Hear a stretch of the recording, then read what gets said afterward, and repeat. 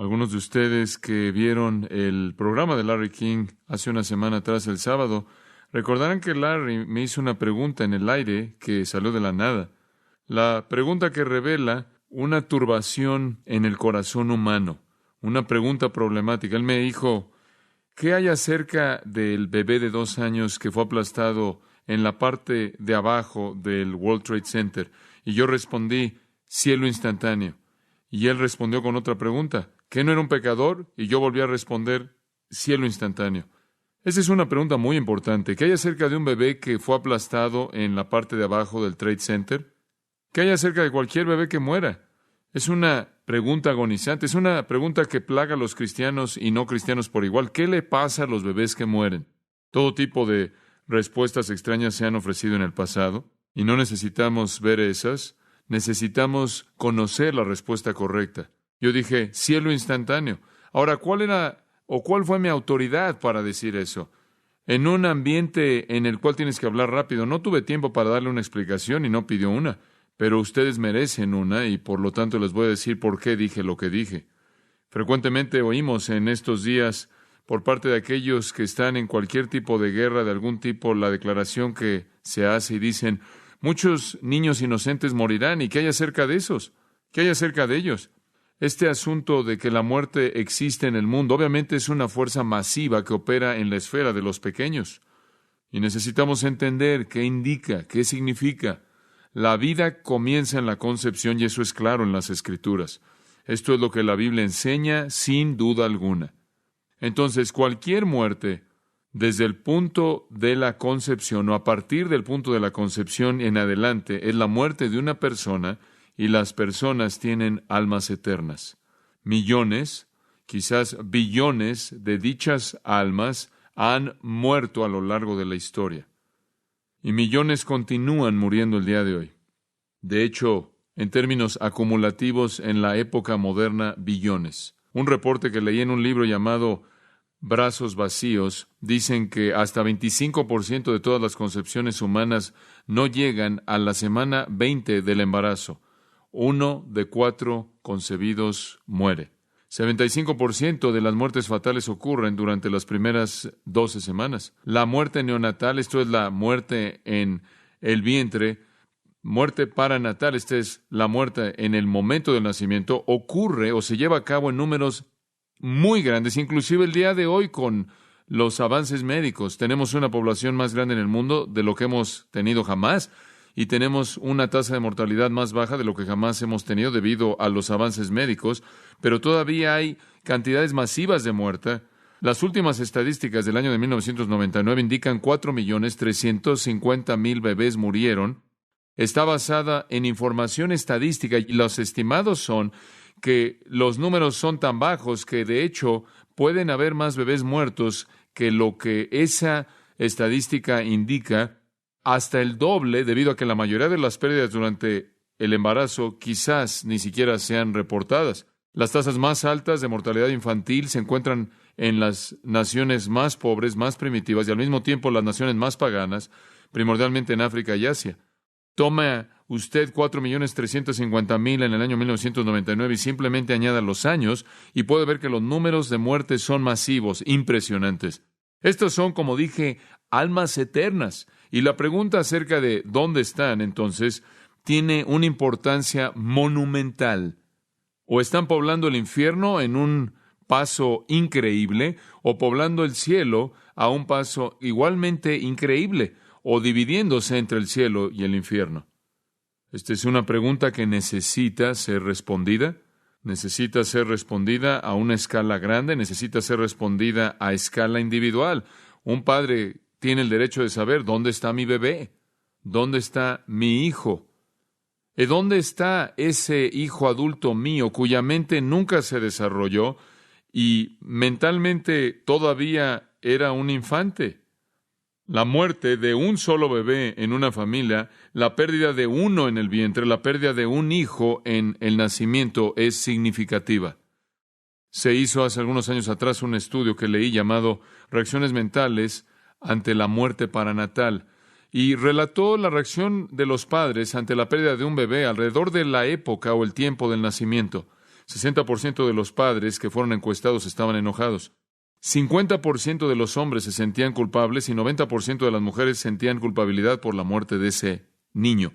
75% se veían irritables, 65 a 75% de los padres perdieron su apetito, 80-90% perdieron el sueño y 95 a 100% sintieron una tristeza profunda. Es importante entender que hay algunos impactos impresionantes de esto en la vida de los padres. Entonces, cuando usted lo ve de manera general, millones de estos pequeños muriendo, o lo ve a nivel individual y ve la tristeza y el dolor que trae a la vida de una familia, cualquiera de las dos perspectivas clama por una respuesta. La madre agonizante en Afganistán, en donde 150 bebés de 1,000 mueren, y por lo menos esas son las estadísticas que se reportan, y probablemente es el doble de eso. O la madre pobre, hambrienta en Angola, en donde se reporta que 200 de 1,000 mueren, y probablemente es el doble de eso. A ustedes aquí en nuestra congregación, quienes perdieron a un pequeño en el proceso, necesita haber una respuesta. Necesita haber una respuesta de Dios, necesita haber una respuesta de la palabra de Dios a esta realidad problemática de la muerte de los infantes. Y usted comienza a añadirlos, o a sumar los años, a sumar los millones, comienza a sumar los billones. La pregunta es, ¿dónde están? Se vuelve una pregunta muy importante. Y puede agregar a eso, creo yo, una indicación algo extraña en la Biblia de que Dios mismo reconoce, inclusive autoriza la muerte de algunos infantes. Por ejemplo, Isaías 13:16, cuando Dios llamó a juicio sobre Babilonia, dijo, sus pequeños también serán destrozados ante sus ojos. Cuando Dios llamó a Siria para que llevara a cabo una guerra de juicio contra Israel, él dijo en Isaías 13:16, sus pequeños serán hechos pedazos. Misma declaración. Lo mismo fue hecho de la guerra de Asiria en contra de Egipto en Nahum capítulo 3, versículo 10. Y lo que es sorprendente, el Salmo 137, 8 y 9 dice, no, hija de Babilonia, tú devastada, qué bendito será el que te repague con la recompensa con la que tú nos has pagado. Qué bendito, cuán bendito será el que tome y despedace a tus pequeños contra las peñas. ¿Bendito una nación que castiga a Babilonia, incluyendo la muerte de pequeños? ¿Qué le sucede a esos pequeños? La muerte de los cuales Dios autoriza en un sentido al cumplir sus propósitos de juicio. Supongo que también sería apropiado decir que cuando un nacimiento tiene éxito es porque Dios ha permitido que eso suceda. Podemos decir con David en el Salmo 22, versículo 9, pero tú eres el que me sacó del vientre, el que me hizo estar confiado desde que estaba en los pechos de mi madre. Sobre ti fui echado desde antes de nacer, desde el vientre de mi madre. Tú eres mi Dios. David reconoció que la vida vino de Dios y cuando esa vida sobrevivió el vientre y el nacimiento y de hecho comenzó a vivir, fue una vida que Dios había concedido que viviera. Ninguna muerte ocurre fuera del propósito de Dios. Ninguna vida ocurre fuera del propósito de Dios. Ahora recuerde que en la creación original no había muerte, y el hombre, de acuerdo con Génesis 1, 26 al 28, recibió el poder de procrear, esto es, producir vida en un mundo sin muerte. Esa fue la intención original de Dios, que Adán y Eva fructificaran y multiplicaran y llenaran la tierra y literalmente produjeran vida en un mundo sin muerte, de tal manera que ninguna vida concebida jamás muriera. No obstante, cuando Adán y Eva pecaron, la muerte entró sobre todos, vino sobre todos, y la muerte viene a todos y viene a muchos en la infancia y cuando son niños. Supongo que sería una adivinanza apropiada decir que quizás la mitad de la gente que jamás fue concebida muere antes de que alcance algún nivel de madurez. Y de nuevo hago la pregunta, ¿cómo Dios trata con ellos? ¿Es confortante la respuesta? ¿Es alentadora la respuesta? ¿Tiene esperanza la respuesta o es desalentadora? ¿Se van instantáneamente al cielo? ¿Por qué dije eso? No soy el primero que trata de lidiar con esto, pero hay muchas personas que no están tratando con esto hoy. Estuve en un panel, en una conferencia grande con otros 3 pastores, y era un panel de preguntas y respuestas, y estaba sentado ahí con otros pastores muy honorables a quienes amo y respeto, y una de las preguntas vino de la audiencia y era, ¿qué le sucede a los bebés que mueren? Y empezaron con los primeros tres y la respuesta en cada caso fue, no sé, lo cual no es muy confortante. Y me coloca en una situación terrible porque cuando me tocó a mí, yo dije, se van al cielo, se van al cielo. Y traté de dar una explicación breve de por qué creo que eso es verdad. Pero pensé conforme mí hacia atrás, como lo he hecho en tantas ocasiones, ¿cómo puedes ser pastor y no tener una respuesta ante esta pregunta? Porque estás tratando con gente que constantemente enfrenta eso. Inclusive C.S. Lewis estuvo de acuerdo conmigo. Ahora no lo sabía. C.S. Lewis, en su maravilloso libro La Última Batalla, escribió acerca de un terrible accidente de tren, uno de esos terribles desastres que mataron a todos los niños en una familia. Y eso dio lugar a la pregunta, ¿qué hay acerca de esos niños? Como cualquier desastre, trae esa pregunta. Y esto es lo que él escribió. Y así como Dios habló, él ya no los veía como un león. Ustedes se acuerdan que él retrata a Dios como un león Aslan. Él dice, así como Dios habló, que ya no lo verían a él como un león, sino las cosas que comenzaron a suceder después de eso fueron tan grandes y maravillosas que no puedo escribirlas. Y para nosotros este es el fin de todas las historias y podemos decir con toda veracidad que vivieron felices después de eso. Pero para ellos fue solo el principio de la historia verdadera. Toda su vida en este mundo solo había sido la portada de la página del título, y ahora al fin están en el capítulo 1, en el principio del capítulo 1 de la gran historia que se lleva a cabo para siempre, en la cual todo capítulo es mejor que el que estuvo ahí antes. Fin de la cita. Ese es C.S. Lewis, el incomparable C.S. Lewis, diciendo que fueron llevados a la historia real. Ahora eso es prosa, lo sé, pero es verdad, ¿no es cierto?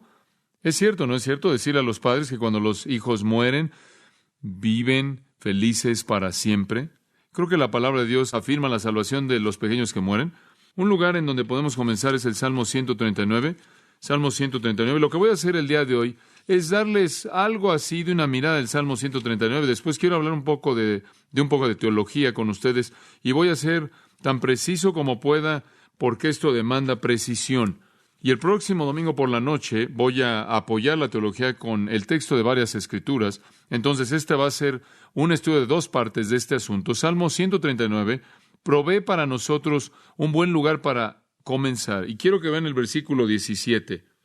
Este es un lugar para iniciar nuestra mirada y después vamos a ir hacia atrás en esta primera parte del Salmo 139.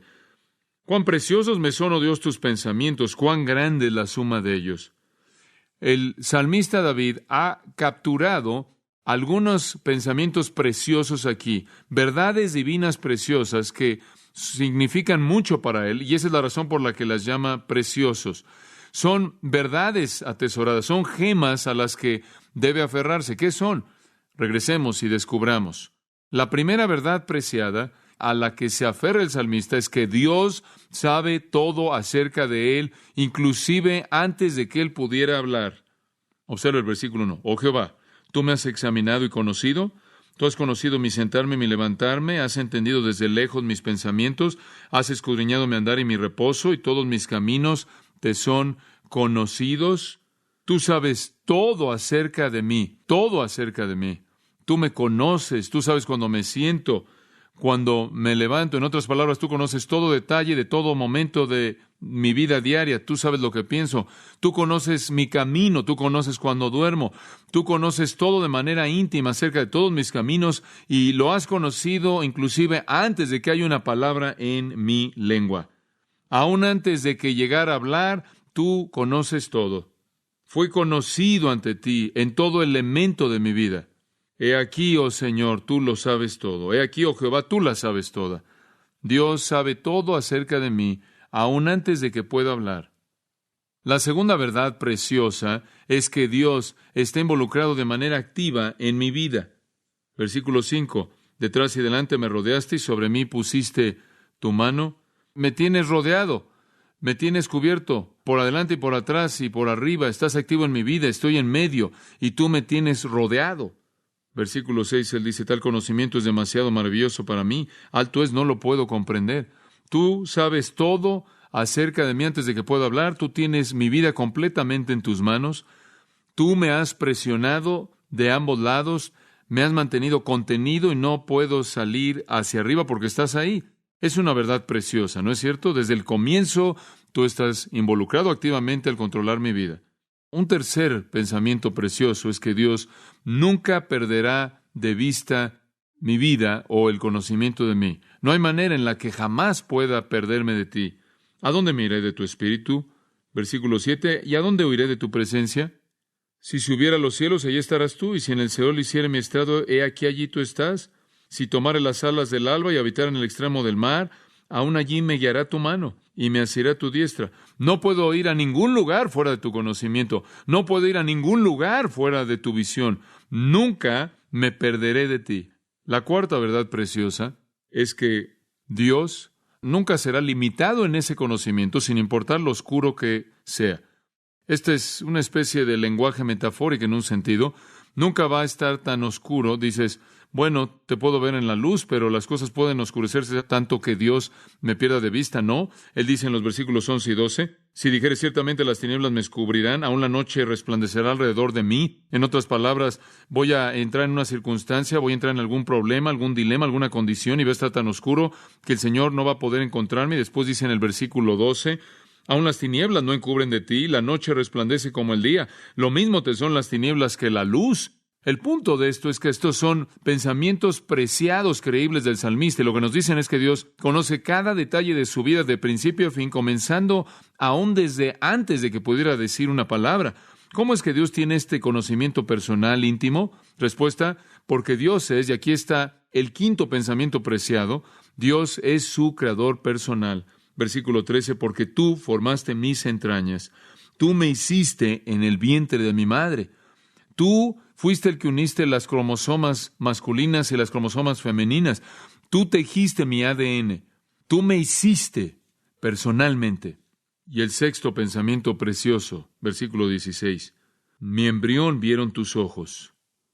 Tú planeaste mi vida. Y en tu libro estaban escritas todas aquellas cosas que fueron luego formadas sin faltar una de ellas. Tú me viste en tu perspectiva soberana antes de que jamás fuera formada. Y en tu libro estaban escritas todas aquellas cosas que fueron luego formadas, sin faltar una de ellas. Ahora, estas son pensamientos preciosos. Dios sabe todo acerca de mí aún antes de que pueda hablar. Dios está en control completo de mi vida. Dios nunca perderá vista de mí sin importar lo que suceda.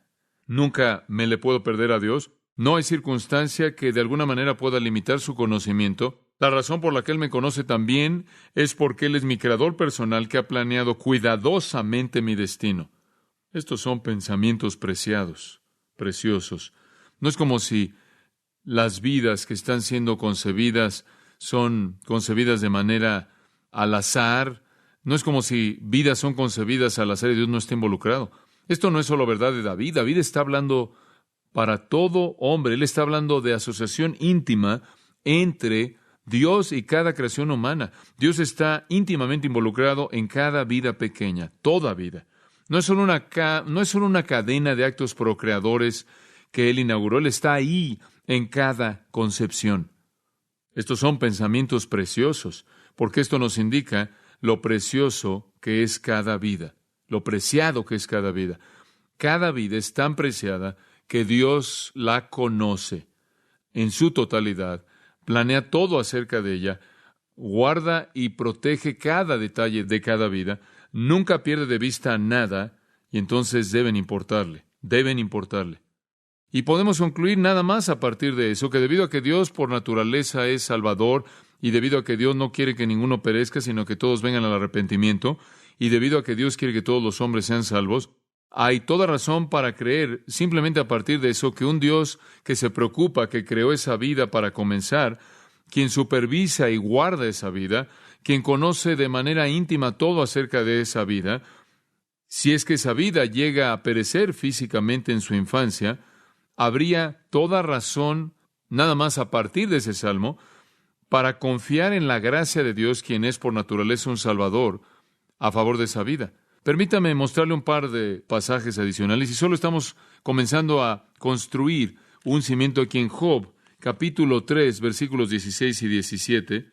Job 3, versículos 16 y 17. Y Job está en una tristeza profunda. ¿Cómo sabemos eso? Versículo 1 de Job 3. Después de esto abrió Job su boca y maldijo su día. Bastante triste. Exclamó Job y dijo, pero es que el día en que yo nací y la noche en que se dijo, varón es concebido, sea que el día sombrío. Me encantaría no haber nacido. Su sufrimiento es tan serio, nunca haber nacido. Versículos 16 y 17, esto es lo que dice. ¿Por qué no fui escondido como abortivo, como los pequeñitos que nunca vieron la luz? ¿Por qué no morí en el vientre de mi madre? Allí los impíos dejan de perturbar, y allí descansan los de agotadas fuerzas. ¿Qué está diciendo? Él está diciendo, yo estaría mejor si hubiera sido un aborto natural. Estaría mejor si hubiera nacido muerto. No tendría que haber enfrentado una vida de problemas, sino que habría entrado inmediatamente ¿a qué? Descanso, reposo. Job entendió que morir como un infante traía a uno a descanso y uno escaparía el dolor del sufrimiento. Él ciertamente no creyó que los infantes que mueren van al infierno y a algún tormento eterno, sino que más bien tenía la confianza de que entraban en reposo. En Eclesiastés también, en el capítulo 6, no tienen que pasar ahí, solo lo pueden apuntar. Eclesiastés 6, 3 al 5, Salomón se lamenta. Él se lamenta de que un niño que nace muerto está mejor que una persona que vive 1000 años 2 veces y no disfruta de las cosas correctas. Él dice, aunque el hombre engendrare 100 hijos y viviere muchos años, y los días de su edad fueren numerosos, él dice, ¿cuál es el punto de vivir 2000 años si ni siquiera disfrutas de la verdadera bondad? Estarías mejor siendo un niño que nació muerto. En ambos casos tienes por implicación la idea de que nacer muerto te lleva a un lugar de descanso. Nacer muerto es mejor que una vida de impiedad, una vida de insatisfacción. Ahora esas son algunas referencias implícitas. La semana próxima vamos a ver algunas referencias explícitas que creo que apoyan el hecho, no solo implícita, sino explícitamente, de que los niños que mueren van al cielo. Entonces responderíamos sí. ¿Qué hay acerca de los bebés que mueren? Si decimos salvación instantánea, sí. ¿Cómo vamos a entender eso a la luz del pecado? A la luz de la caída. Entonces voy a preguntar y responder algunas preguntas. Voy a darles una pequeña lección de teología aquí. Primera pregunta, ¿quién califica como un infante o niño? Es una buena pregunta. La gente siempre dice, bueno, ¿cuál es la edad de la responsabilidad? Esa es la manera en la que la respuesta normalmente es respondida. Me gustaría presentarla de otra manera. ¿Quién califica como un infante o niño?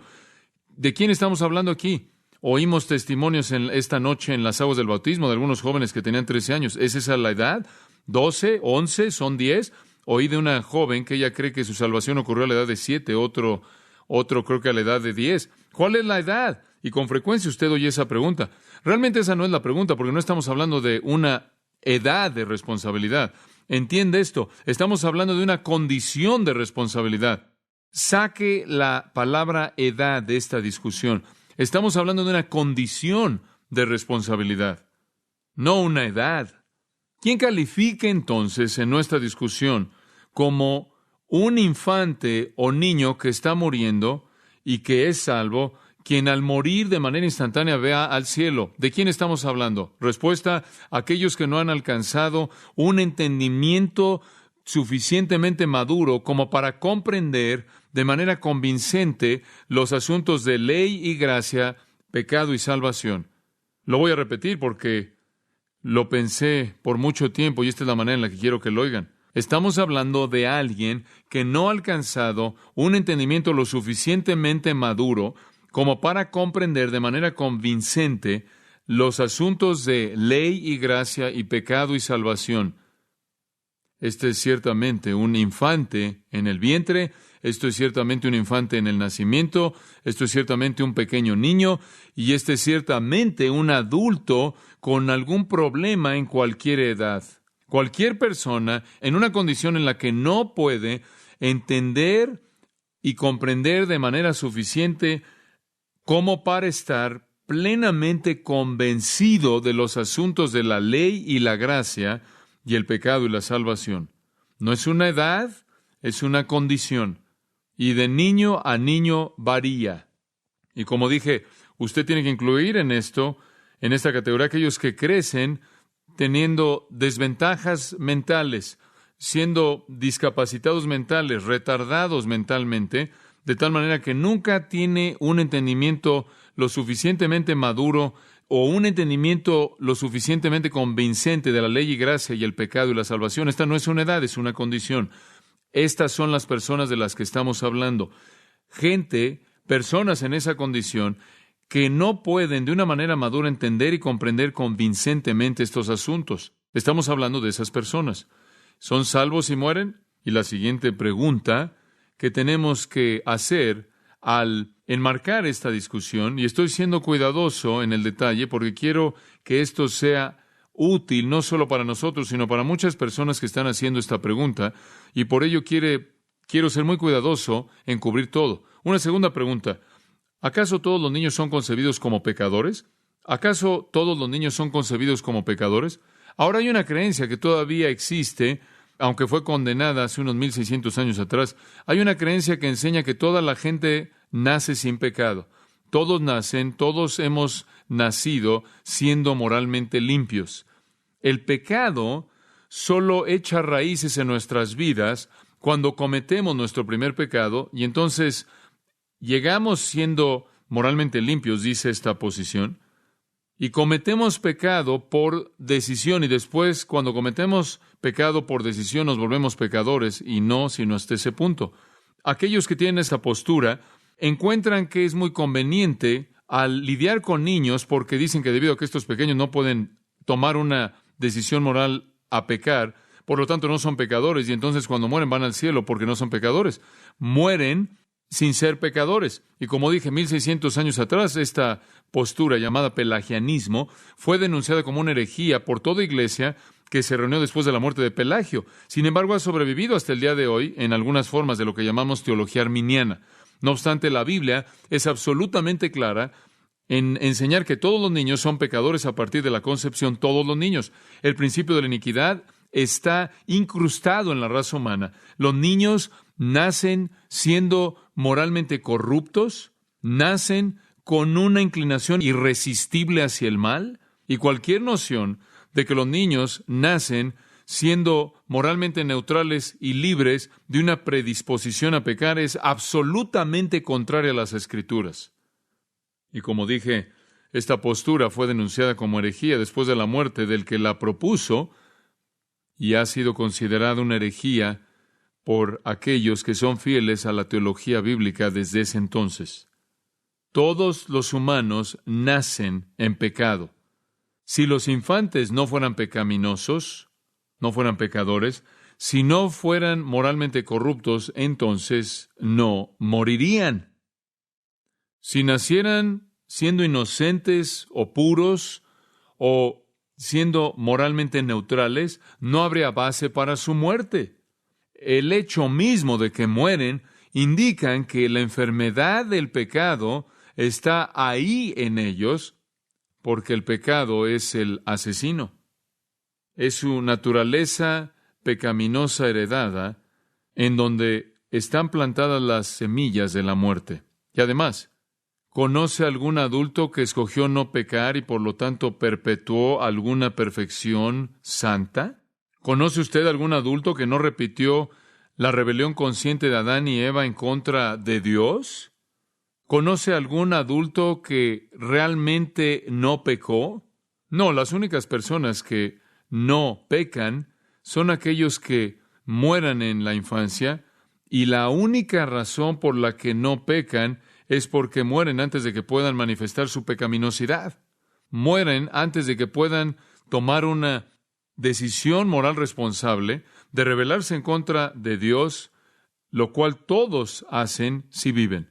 Cualquier niño que vive hasta el punto de llegar a la responsabilidad moral, cualquier persona que pasa esa condición en la que no puede entender y no puede entender de manera convincente las verdades de la salvación, cualquier niño que vive más allá del punto de la responsabilidad moral, al punto de la decisión responsabilidad, la decisión moral, la decisión de responsabilidad moral, va a escoger pecar. Todos lo hacemos. La Biblia es absolutamente clara en enseñar que todos los infantes que sobreviven terminan siendo pecadores miserables porque es parte de su naturaleza. Primero de Reyes 8:46, no hay hombre que no peque. Salmo 51:5, he aquí en pecado fui concebido y en maldad me concibió mi madre. He aquí en maldad he sido formado y en maldad me concibió mi madre. No significa que fue un hijo ilegítimo, ese no es el caso, sino que desde la concepción misma el pecado estaba ahí incrustado en su naturaleza. Salmo 58:3, los impíos desde la matriz y los que hablan mentiras se desvían desde nacimiento. Salmo 143:2, en tus ojos ninguno viviendo es justo. Pero eso es de la concepción en adelante, en el vientre, en el nacimiento, en la infancia, en la niñez o en la edad de adulto, nadie es justo. Proverbios 20, versículo 9, ¿quién puede decir, he limpiado mi corazón, estoy puro de pecado? Nadie.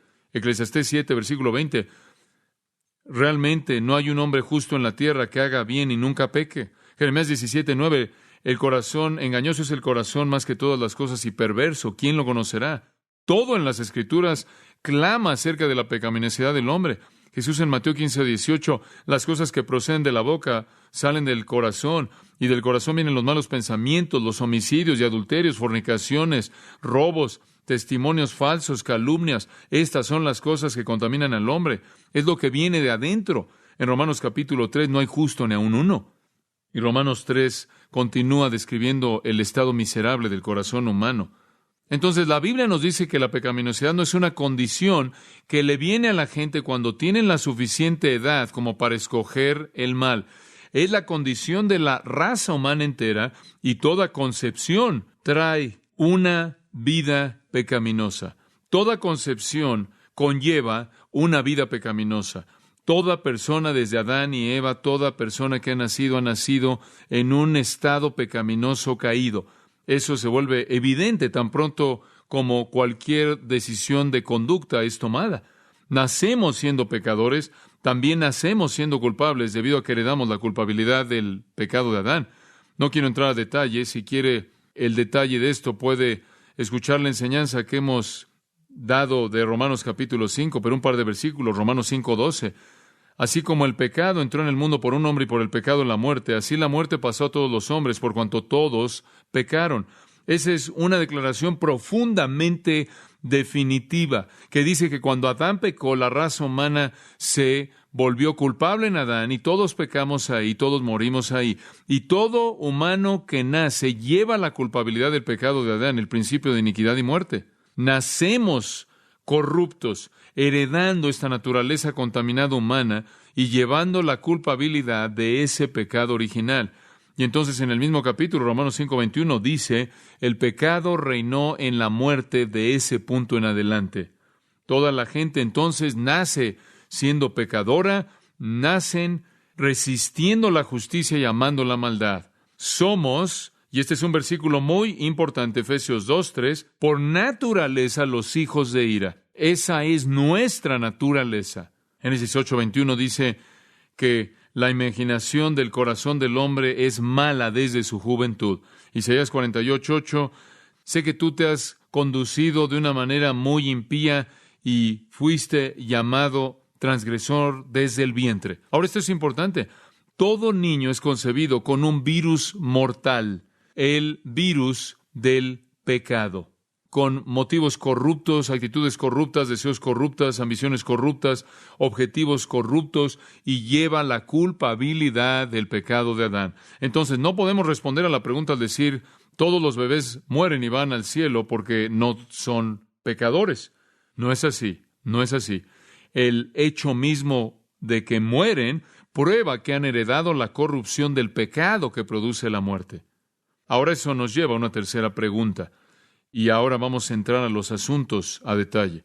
¿Qué implicaciones tiene esta verdad de la depravación en el tema de los infantes que mueren? Debemos concluir que todos los bebés son pecadores depravados desde el tiempo de la concepción porque nacen como hijos de padres depravados. Y un pecador produce otro pecador.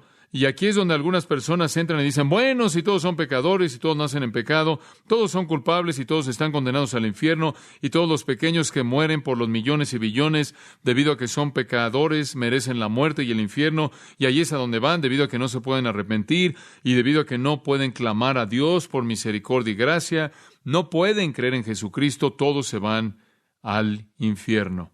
Hay gente que cree en esto. Hay gente que me ha dicho eso de manera repetida. Esta es una especie de implicación extraída de su doctrina de la depravación total, que debido a que todos los que nacen en depravación total y merecen el infierno, obtienen el infierno o reciben el infierno. Supuestamente es su proceso secuencial o lógico, pasando de la posición de depravación total. Fue una de las acusaciones en contra de Spurgeon. Spurgeon fue fuerte en la teología reformada, y la gente acusaba a Spurgeon, como han acusado a otros que creen en teología reformada o calvinismo, como se llama, de condenar a todos los bebés. Y quizás Spurgeon nunca respondió mejor que esto, y él dijo, y cito, entre las farsas terribles que han sido pronunciadas en contra del calvinismo propio, está la calumnia impía de que nosotros enseñamos la condenación de los pequeños infantes. Una mentira más baja nunca jamás ha sido pronunciada.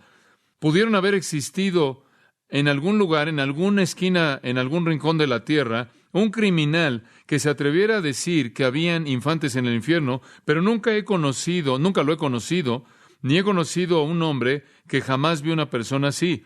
Podemos decir con respecto a los infantes, las Escrituras dicen poco, y por lo tanto, donde las Escrituras dicen poco, ningún hombre puede determinar dogmáticamente, pero creo que hablo por el cuerpo entero, o en nombre del cuerpo entero, o ciertamente con unas cuantas excepciones, y esas son desconocidas para mí cuando digo que enseñamos que todos los infantes que mueren son elegidos de Dios y por lo tanto son salvos. Y vemos esto como el medio por el cual Cristo verá el trabajo de su alma a un gran grado, y muchas veces esperamos eso, y de esta manera la multitud de los salvos serán un número de personas que excedan a la multitud de los perdidos. Sean cuales sean las perspectivas o posiciones de nuestros amigos acerca del punto, no necesariamente están conectadas con la doctrina calvinista. Yo creo que el Señor Jesús, quien dijo, de los tales es el reino de los cielos, diaria y constantemente recibe en sus brazos amorosos a esos tiernos que solo son mostrados y después arrebatados al cielo. Fin de la cita. Si usted analiza la literatura calvinista reformada en los 450 años que pasaron desde Calvino, descubrirá que la mayoría de los escritores creían que todos los infantes que mueren son llevados al cielo.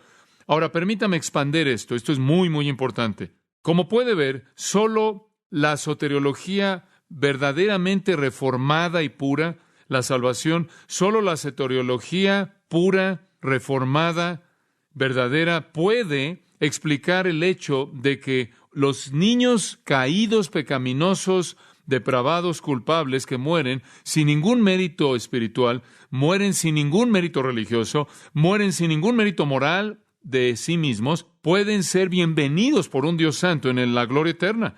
Solo la teología pura reformada puede permitir eso, porque solo la teología más pura cree que la salvación es de gracia totalmente. Es por gracia totalmente. ¿Cómo fue usted salvo? ¿Por qué? Por gracia. Dice usted, bueno, si Dios solo toma a todos los bebés al cielo, eso es solo gracia, correcto. Pero ¿cómo fue usted salvo? ¿Por la ley? ¿Qué quiere usted? ¿Ley para los bebés y gracia para usted? Usted no tuvo más que ver con su salvación que un infante inútil. Esa es la razón por la que la teología más pura y genuina es teología que entiende que la salvación es por gracia, y quizás eso es lo que Jesús tenía en mente en parte cuando dijo, ustedes que van al cielo como niños. ¿Hay una mejor ilustración de la salvación por gracia que la salvación de un infante incapaz de hacer algo? El verdadero entendimiento, cualquier verdadero entendimiento de las Escrituras, da lugar a la realidad de que toda la salvación es por decisión soberana por Dios a través de la gracia, basada en nada que el pecador pueda hacer. ¿Y hay una mejor ilustración de eso que salvar a infantes perdidos?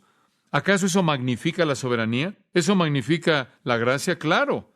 Phil Johnson escribió en una de sus lecciones: conocía a un hombre cuyo hijo murió en la infancia y él parecía pensar que había algo de mérito en creer que su propio hijo se había ido al infierno. En toda oportunidad que él tenía, sacaba a la luz el punto y se jactaba de que él y su esposa habían llegado a entender que su hijo simplemente no estaba entre los elegidos. Yo le dije que él y su esposa iban a recibir una sorpresa muy agradable cuando llegaran a la gloria. Recuerdo que dijo que él estaba totalmente seguro de que si Dios había elegido ese infante para la salvación, Dios lo habría mantenido vivo por suficiente tiempo como para llevarlo a la fe. Mi respuesta fue de que él podría tener tanto apoyo bíblico para concluir que si Dios hubiera decidido no elegir al niño, él lo habría mantenido en la tierra por suficiente tiempo como para que el corazón del niño hubiera sido endurecido por pecado y su rebelión contra Dios fuera manifiesta a través de las acciones deliberadas, porque cuando las Escrituras describen a los habitantes del infierno, siempre lo hacen con listas de pecados y abominaciones que deliberadamente han cometido. Podemos ver la información bíblica y concluir que cuando Dios toma la vida de un pequeño, de hecho es un acto de misericordia, manteniendo a ese bebé, guardando a ese niño de ser endurecido por una vida de estar expuesto a la maldad y una vida de rebelión deliberada en contra de Dios. Una posición en este punto dice mucho acerca de la perspectiva de uno de Dios, y me gusta esto, y de su gracia. Y si usted entiende por naturaleza que Dios es un ¿qué? Salvador, ¿no hemos dicho eso una y otra y otra y otra vez?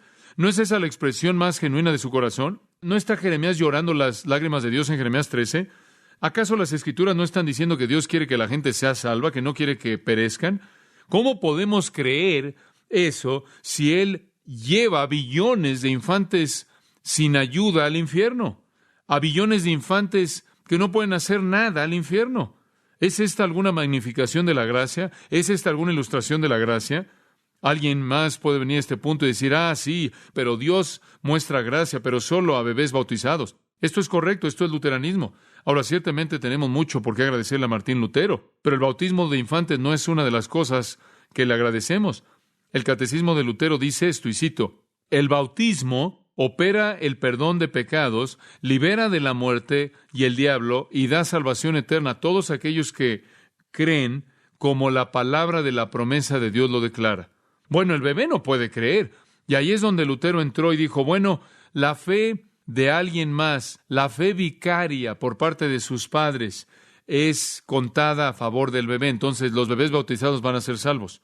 Y la Confesión de Augsburgo luterana dice, y cito, del bautismo los luteranos enseñan que es necesario para la salvación y que por el bautismo la gracia de Dios es ofrecida y que los niños deben ser bautizados, quienes por el bautismo siendo ofrecidos a Dios son recibidos en el favor de Dios. Fin de la cita. Esta posición es la que tienen los anglicanos y los episcopales y algunos grupos reformados. La Iglesia Católica Romana enseña esencialmente lo mismo, que el quitar el pecado, la remoción del pecado depende del sacramento del bautismo de infantes. Sin el bautismo de infantes, sin el bautismo ningún niño puede ser salvo. El Concilio de Trento en 1563 basó la salvación de los infantes en el bautismo católico romano. En 1951, Pío II enseñó que, y cito, ninguna otra manera fuera del bautismo es vista como impartir la vida de Cristo a los pequeños. El Catecismo Nuevo Católico dice, mediante el bautismo cristiano uno entra al reino de Dios y a la esfera de la obra salvadora de Cristo. Entonces, la respuesta de los sacramentalistas es que los bebés bautizados son salvos y los bebés no bautizados no lo son. Ahora, esto haría que la salvación no fuera un acto de gracia, sino un acto de obras. Y eso no da crédito a la gracia de Dios, y el punto entonces debe ser rechazado de manera abierta. En primer lugar, debido a que el bautismo de infantes no es mencionado o enseñado en las Escrituras, me acuerdo cuando estaba debatiendo a R.C. Sproul acerca del bautismo, y él es mi buen amigo, pero él no tenía un argumento. Entonces, cuando me preguntó si yo lo debatiría, yo dije, por supuesto. Y entonces, después de que presenté mi postura de esto y él dio la suya, él comenzó diciendo, ahora, MacArthur dice que el bautismo de infantes no está en la Biblia y tiene razón. No obstante, y empezó a hablar, si está usted tratando de encontrar el bautismo de infantes en la Biblia, no lo va a encontrar. El bautismo de infantes ciertamente sería una obra, y si los bebés son salvados en esa obra, entonces la salvación no es por gracia. Ahora, permítame resumir. Ninguna perspectiva de la salvación de infantes que niegue el pecado original y la depravación total es verdadera. ¿Entendió eso? Ninguna postura de la salvación de infantes que niegue el pecado original y de la depravación total es verdadera. Los bebés no están libres de pecado, son pecadores. Segundo punto de resumen. Ninguna postura de condenación universal de infantes que mueren necesariamente protege las doctrinas de salvación, debido a que la salvación está arraigada en gracia soberana y amplia. Todo bebé salvo será un acto de gracia fuera de cualquier mérito por parte de cualquier niño, y eso es verdad también en el caso de la salvación de adultos. Y en tercer lugar, ningún bautismo de nadie, incluyendo infantes, los salva. Eso haría salvación por obras. Lo que le acabo de decir, en caso de que no lo siguió, es que todos los bebés son depravados, caídos, culpables y corruptos. Pero enviarlos a todos al infierno no necesariamente protege la doctrina de la salvación, debido a que la gloria de la doctrina de la salvación es que es una decisión soberana por Dios provista para pecadores indignos, incapaces, puramente en base a gracia. Eso elimina cualquier obra, incluyendo el bautismo. Una pregunta más. Si los infantes son salvos cuando mueren, ¿mediante qué? ¿Cuál es el medio por el que son salvos? Si aquellos que están retardados, que tienen un retraso mental, están discapacitados mentalmente, son disfuncionales y por lo tanto están en la misma categoría que un infante estaría, en la condición de no tener la capacidad de entender asuntos de la salvación, si son salvos cuando mueren, ¿por qué medios son salvos? ¿Por qué medios? Bueno, le voy a decir qué medios. Por la obra sacrificial de Jesucristo, porque ese es el único medio por el cual cualquier persona puede ser salva. Ahora escuche lo que digo. Dios ha predestinado a todos los que Él quiere a salvación, incluyendo a aquellos que están en la infancia. Esa salvación es por decisión soberana a través de gracia únicamente, aunque todos los infantes merecen juicio eterno debido a su culpabilidad y corrupción. Sus pecados fueron pagados por el sacrificio sustitutivo de Cristo en la cruz, en el cual Él llevó la ira de Dios no solo por todos los que podían creer, sino también por todos los que no podían creer. Realmente creo que solo los que entiendan la verdadera teología reformada pueden entender la redención de los pequeños, que encaja de manera tan hermosa, porque es todo soberanía y es todo gracia. B.B. Warfield, el gran teólogo de Princeton, escribió esto: el destino de los infantes que mueren es determinado de manera independiente de su decisión por un decreto incondicional de Dios, suspendido por su ejecución en base a ningún acto de ellos. Y su salvación es llevada a cabo mediante una aplicación incondicional de la gracia de Cristo a sus almas a través de la operación inmediata e irresistible del Espíritu Santo, previo a y fuera de cualquier acción de sus propias voluntades. Y si la muerte en la infancia depende en la providencia de Dios, es una certeza plena que Dios en su providencia, quien escoge a esta multitud vasta, que sean hechos participantes de su salvación incondicional. Esto no es más que decir que son predestinados de manera incondicional a la salvación desde la fundación del mundo. Si tan solo un infante muriendo en una infancia irresponsable fuera salvo, el principio arminiano entero es invertido. Si todos los infantes muriendo como tales son salvos, no solo la mayoría de los salvos, sino sin duda alguna la mayoría de la raza humana han entrado a la vida por un camino no arminiano. Una pequeña broma ahí. Lo que él está diciendo es que cualquier persona que tiene un sistema arminiano, en su sistema tiene alguna contribución a la salvación hecha por el individuo. Y esto es parte de Dios y parte de nosotros. Y esa es la razón por la que él busca decir que es solo un entendimiento puro de la doctrina de salvación que puede decir que es todo de Dios y todo de gracia, que puede explicar la salvación de estos pequeños. Y rápidamente añadiría que la salvación no es independiente de Cristo, es a través de Cristo, y Él, como Warfield dice, es el que lleva sus pecados en su propio cuerpo en la cruz. Dice usted, oye, pero no creyeron, no podían creer, ellos no podían creer. Y entonces, en gracia, misericordia y elección soberana a través del sacrificio de Cristo y su resurrección aplicada de manera gratuita a ellos, son llevados al reino de Dios. Y claro, en ningún lugar las Escrituras enseñan condenación de infantes, y le voy a mostrar la próxima vez cómo enseña lo opuesto. Y quiero cerrar con esto. ¿Qué enseña las Escrituras acerca de la condenación? Pase a Apocalipsis capítulo 20.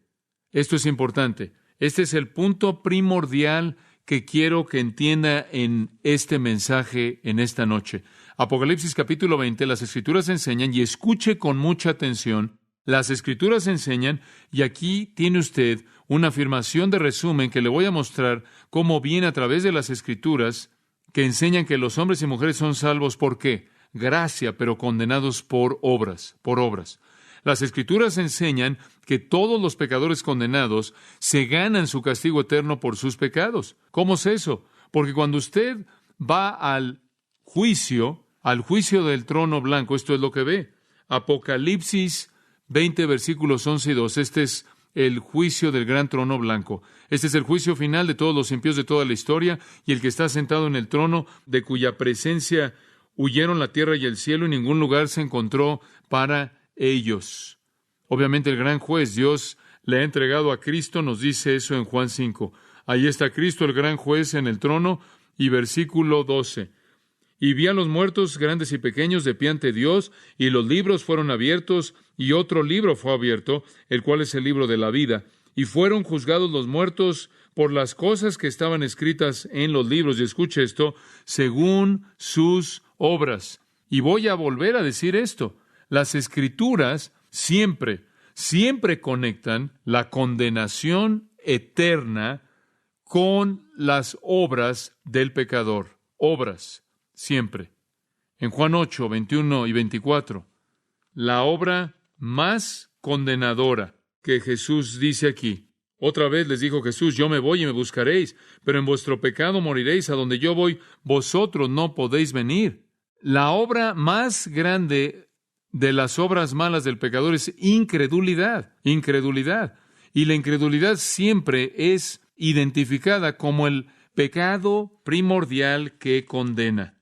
En Juan 3:36, el que cree en el Hijo tiene vida eterna, pero el que rehúsa creer en el Hijo no verá la vida, sino que la ira de Dios está sobre él.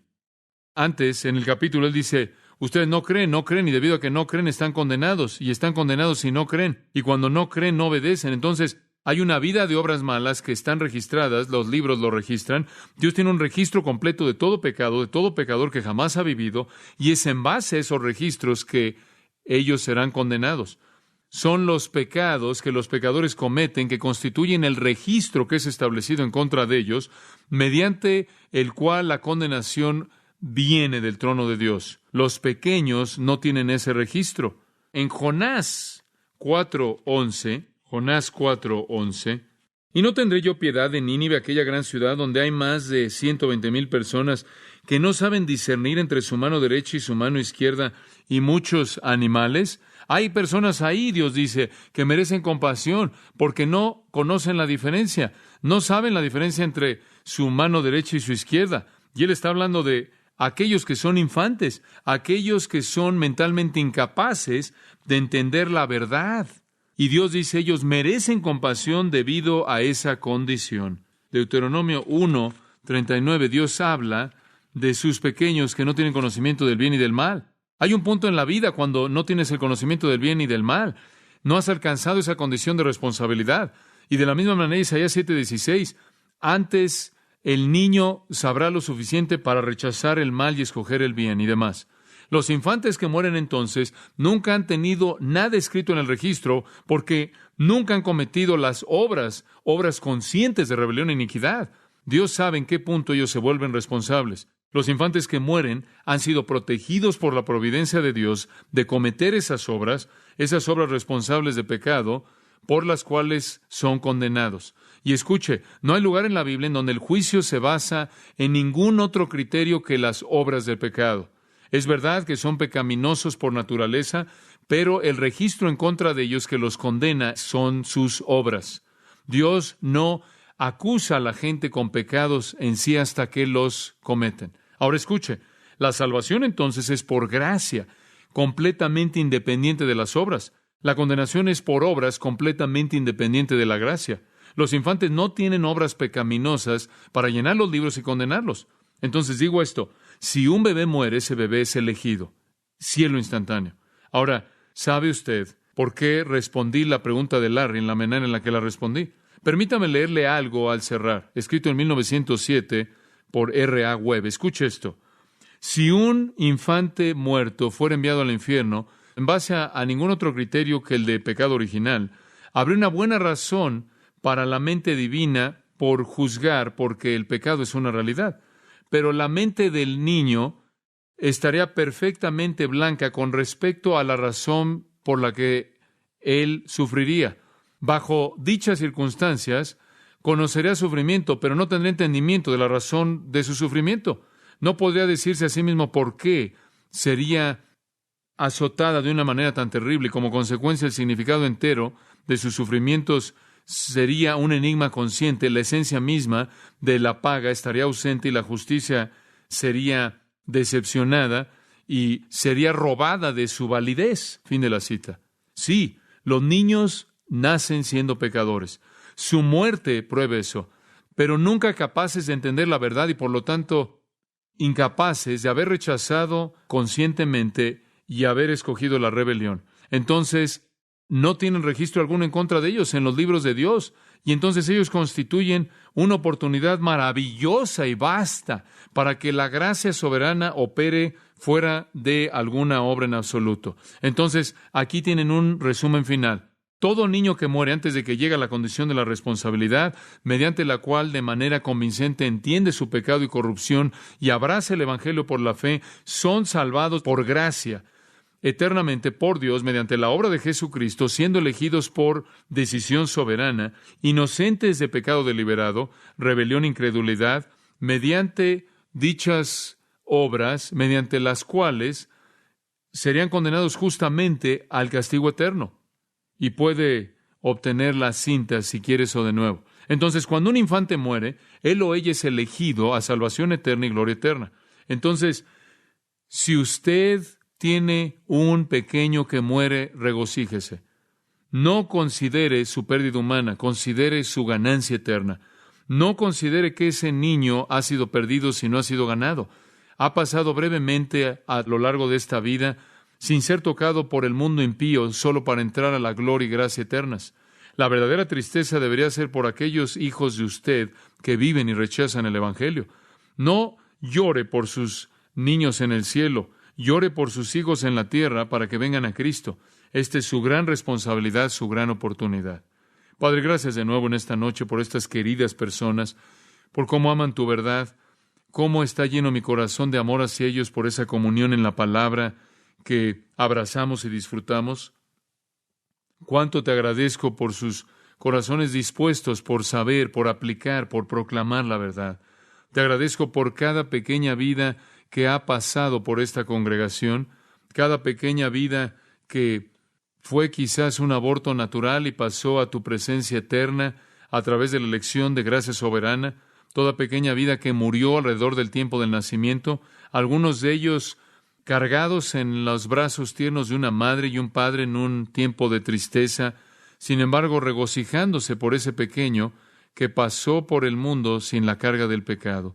Gracias por cada padre, por cada pequeño que vivió por meses o años y después fue arrebatado, llevado al descanso eterno, esperando la reunión, muchos casos con padres que nunca pudieron conocer, pero que disfrutarán para siempre. Y por esos niños que vivieron unos cuantos años y murieron a través de una enfermedad, un accidente, y fueron congregados a tus brazos eternos, te damos gracias también.